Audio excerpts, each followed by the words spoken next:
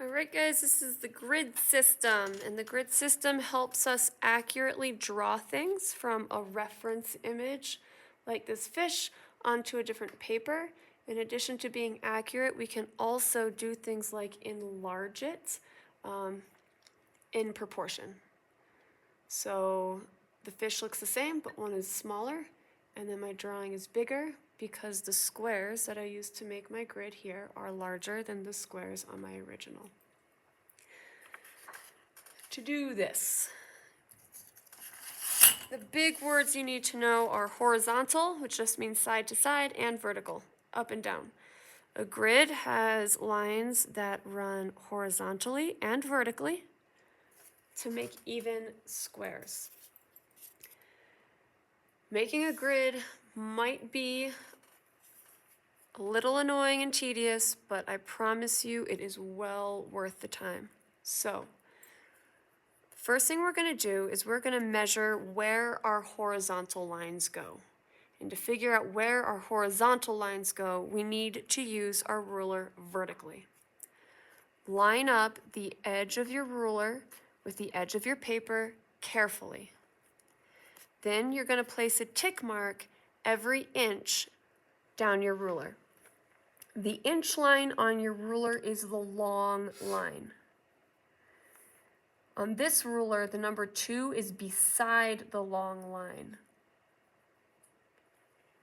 I'm following the long line up to the edge of my ruler, and then right up against the edge of the ruler, I'm placing a tick mark.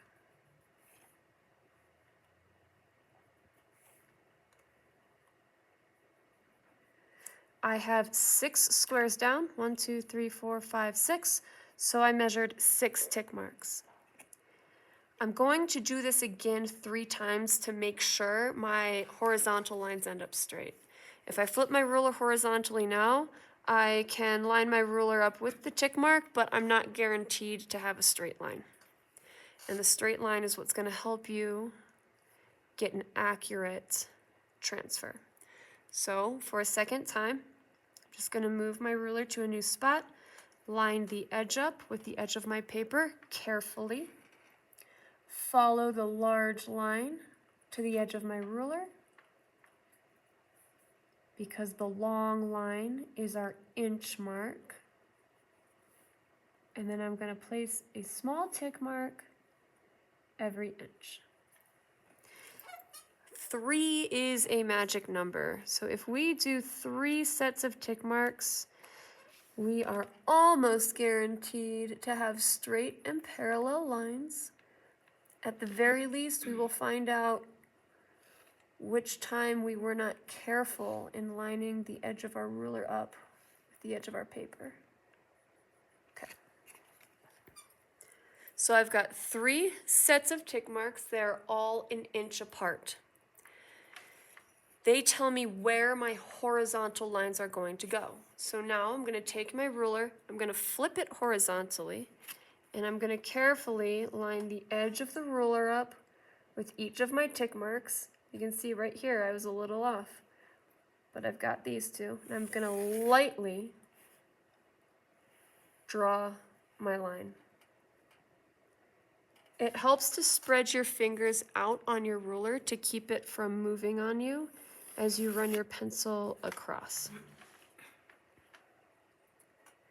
Take your time lining the edge of your ruler up with your tick marks. You're going to end up getting a nicer drawing in the end. And really, I swear, if you take your time on the grid and you spend the time figuring out how to draw a good grid, you're going to be really impressed with how well you're able to draw. Okay, so there are my horizontal lines. Horizontal.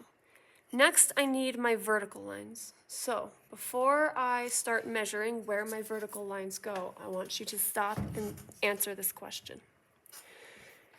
Which way do I need to hold my ruler, horizontally or vertically, in order to figure out where my vertical lines go? To measure where my vertical lines go, I need to hold my ruler horizontally. So I'm going to basically just repeat the process the other way. I'm carefully lining the edge of my ruler up with the edge of my paper. And then I'm remembering that it's the long line that is my inch mark. I'm following that up to the side of my ruler, and I'm placing a tick mark at every inch.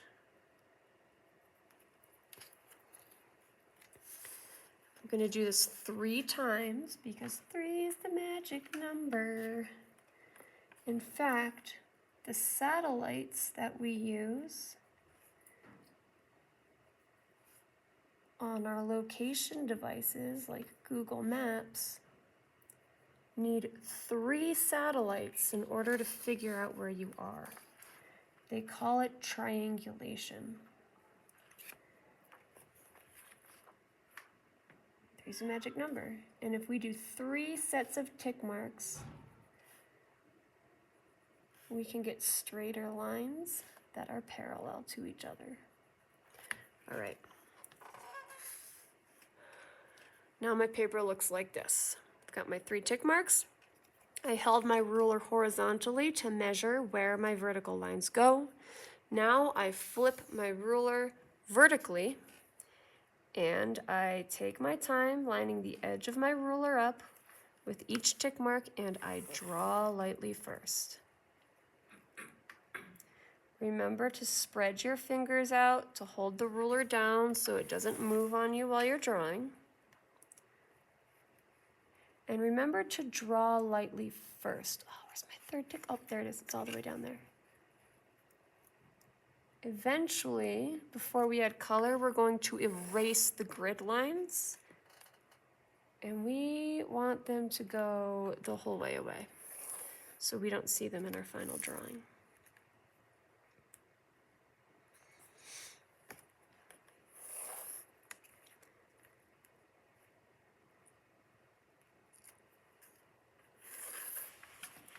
And here's my grid. I've got 6 squares across, and I've got 6 squares down, A through F. Now I can start transferring each line over one at a time. Now, our brains sometimes get really annoyed with us when we're trying to draw because they think they know what fish or peppers or acorns look like, and they get distracted by everything, and they don't want to go 1 square at a time. So to help our brain out, I like to use sticky notes to block all the extra information. And you know what I forgot to do? I've got 1 through 6 going across. So this is box 1, 2, 3, 4, 5, 6, drawing lightly because I'm going to erase these numbers and letters later. And then A, B, C, D, E, F. Now all I have to do is make sure that I'm putting A1 in A1. I've blocked out all the extra. So when I look at where this line starts, it's about halfway along my bottom line. I'm going to put a little dot there. And then it leaves my box right above the corner, right about here. Now all I have to do is copy that curve. Next, I'm going to move over to A2.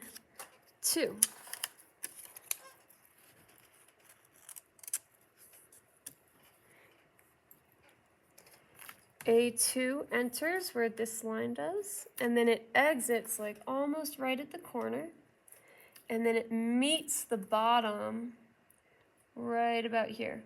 It's just over halfway. So now all I have to do is connect the dots and draw that line in. A3. I have a line that enters right around here, and exits up here, and it curves down like this. Notice I'm talking about curves and shapes because I'm not actually drawing a fish. I am drawing a series of lines and shapes that create the illusion of a fish. It's just under halfway, right about there. This line comes up a little bit before curving down and scooping towards that line. I believe I am done with row A. So I'm going to move on to B.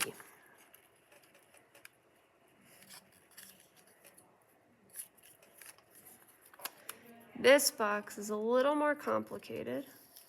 All I have to remember is this is not a fish. There's lines and shapes that look like a fish. So I've got a line here that's just over halfway. This one comes down. Sometimes I like to peek at my square. What does that like? Okay. So that attaches to this, and it just kind of comes down like that. And then right about here, the other line matches up.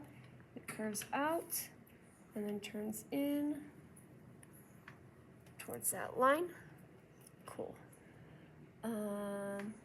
That's maybe a third of the way up. And off of that mark, I have a diagonal that comes just above the corner and out. And then I also have a curve that almost matches with that line. So I need end here, and here, and curve out about to there. So there we go.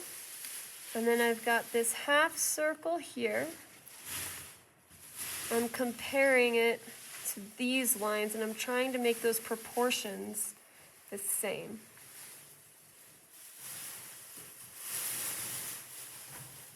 Comes up like that. And then I've got this, it's like a teardrop circle right there. Whew, got it. All right. B2.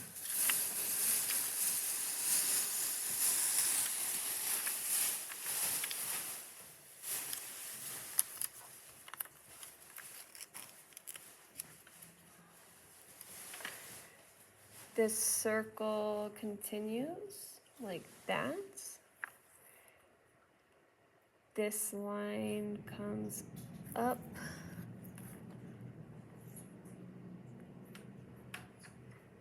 like this. I've got this tiny line that like follows my grid line, comes down. And then this curve, ooh, what's going on up here? Let's peek up.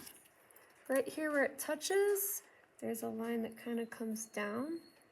And then that tells me that this line ends about here and it curves around to this line.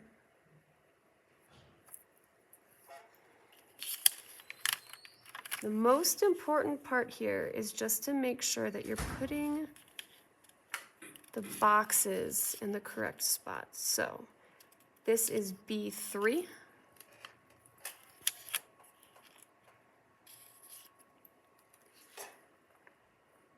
I think I missed that. That comes out here, and all it does is curve down. B4. And you're just gonna do this until you have every box transferred over.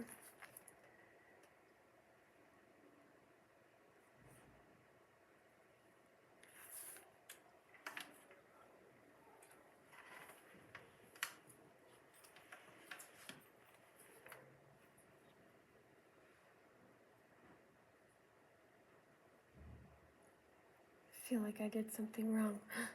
Guys, oh, I'm in 3, I should be in 4. Nobody told me. Happens sometimes, that's why we draw lightly first. Here we go. I was confused because I couldn't figure out where this line went, and I didn't check under my Post-it. It's attached to this one.